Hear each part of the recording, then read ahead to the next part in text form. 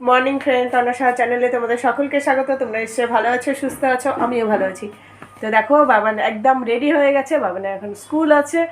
কয়টা থেকে স্কুল মনে নাই, তাই 8টা থেকে স্কুল, 7:30 বাজে। তো চলো বাবানকে পাঠিয়ে দেই, দিয়ে তারপরে কি রান্নাবাড়ি হচ্ছে না হচ্ছে সবই তোমাদের সঙ্গে শেয়ার করব। সঙ্গে থাকো, সাথে থাকো, ভিডিওটা শেষ পর্যন্ত দেখতে থাকো।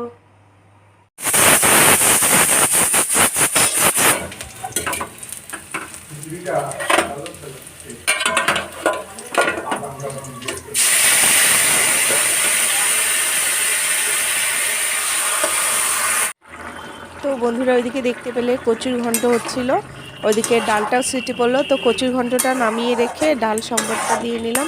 আর কচুটা আগে সেদ্ধ করে রেখেছিলাম বলে তাড়াতাড়ি হয়ে গেল। এদিকে কাঁঠালের তরকারিটাও হয়ে গেছে। আজকে তাড়াতাড়ি রান্নাবাড়ি সেরে আবার কালকে অক্ষয় তৃতীয়া পুজো আছে, তার জন্য সব পুজোর বাসন টাসন মাজবো। এদিকে ডালটা তোমাদেরকে দেখিয়ে দিলাম, ডাল সম্বর দিয়ে দিয়েছি। বাবার জন্য ডিম সেদ্ধটা আছে। তো চলো। তো ফ্রেন্ড, সকাল থেকে উঠে সব কাজ হয়ে গেছে, রান্নাবাড়ি সবই হয়েছে। তো সকাল থেকে তোমাদের সামনে আসতে পারিনি, কোনো কথা বলতে পারিনি। ছেলেকে স্কুলে পাঠিয়েছিলাম, ছেলেও স্কুল থেকে চলে এসছে। সব কাজকর্ম কমপ্লিট। এইদিকে কালকে আছে অক্ষয় তৃতীয়া পুজো, তার জন্য মানে সব তোমার হচ্ছে পুজোর বাসন টাসনগুলো মেজে নিয়েছি। আর তোমার হচ্ছে কালকে অক্ষয় তৃতীয়া পুজো আছে। আজকে বিকেলে যাব বাজারে। কালকে বিকেলবেলা একটু গাছ লাগালাম, যাই হোক মাটি টাটিগুলো ঠিকঠাক করে দিলাম, সেগুলো করেছিলাম, সেই ভিডিওটাও আছে। তো চলো কি কথা বলবো। দেখো দেখো রাস্তা দেখতে পাচ্ছ কিনা জানি না, এত গাড়ি ঘোড়ার আওয়াজ না, আর ভালো লাগে না, ভয়েস দিতে পারি না, খুব ঝামেলা হয়। তো বন্ধুরা দেখতে পাচ্ছ এইখানে এই টবটা ভেঙে গেছে। চারির মতো একটা টব ছিল, গাছ ছিল। তো বন্ধুরা ওই টবটা থেকে মাটি নিয়ে এবার এই চিকচিকিটার মধ্যে মাটি দেব। আরও একটা টবের মধ্যে করেছি। তো জানি না বন্ধুরা, ভয়েস দিচ্ছি আজকে খুব প্রবলেম হচ্ছে ভলিউম দিতে, কেননা বাইরে এত আওয়াজ হচ্ছে, ব্যান্ড পার্টি বাজছে, ভীষণই অসুবিধা হচ্ছে। তো চলো এখন গাছগুলো লাগাবো, একটা বেল গাছ লাগাবো, সবই তোমাদের সঙ্গে শেয়ার করছি, তোমরা দেখতে থাকো।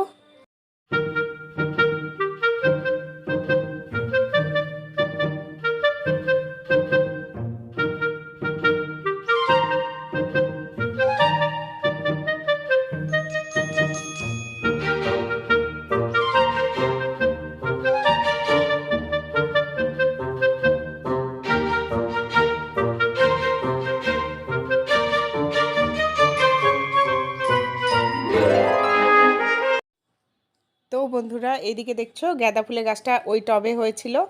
তো ওই টবে হলুদের গাছ আছে, বৃন্দাবনী ফুলের গাছ অনেক হয়েছে, তার জন্য তুলে হালকা করে লাগালাম। আর একটু তারা গাঁদা ফুলের বীজ ছিটিয়ে দিয়েছি। তো দেখা যাক গাছগুলো কীরকম কি যত্ন করতে পারি।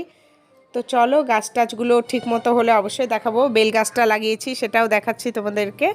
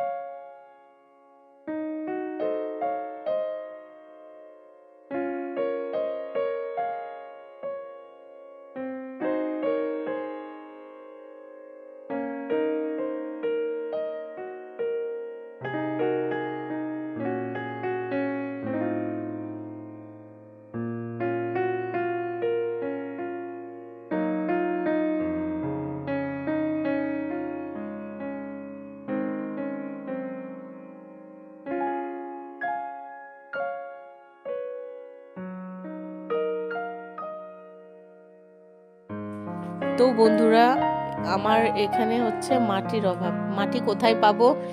যদি এখন বাইরের নতুন মাটি এনে লাগানো যেত, গাছগুলো আরও সুন্দর হতো এবং সতেজ হতো।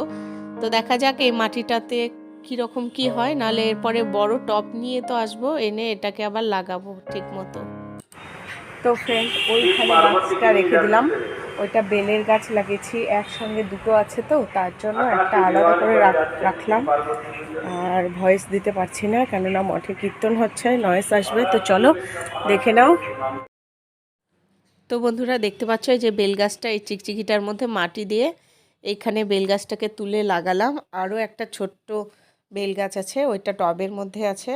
আর একটা টব কিনে এনে ওই গাছটাকে আবার পরে লাগাবো। এই যে বন্ধুরা দেখো, এই যে দেখতে পাচ্ছ এই যে বড় পাতাটা, এটা একটা বেল গাছ।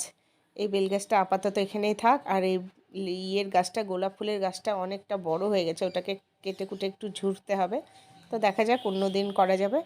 তো চলো মাটিটা দেখাই, কোথার থেকে মাটিটা নিলাম। এই দেখো ফেটে গেছে এই চারিটা থেকে নিয়েছি। আর এই যে হলুদের গাছ ছিল, ওখানে গাঁদা ফুলের গাছটা ছিল, সেইটাকে ট্রান্সফার করলাম এই টবটার মধ্যে। আর এই দেখো মাটিগুলো নিয়েছি, আরও কত মাটি আছে, ওই মাটিগুলো অন্য কাজে লাগাবো। তো যাই হোক বন্ধুরা, আজকের মতো এই পর্যন্ত, টাটা বাই বাই।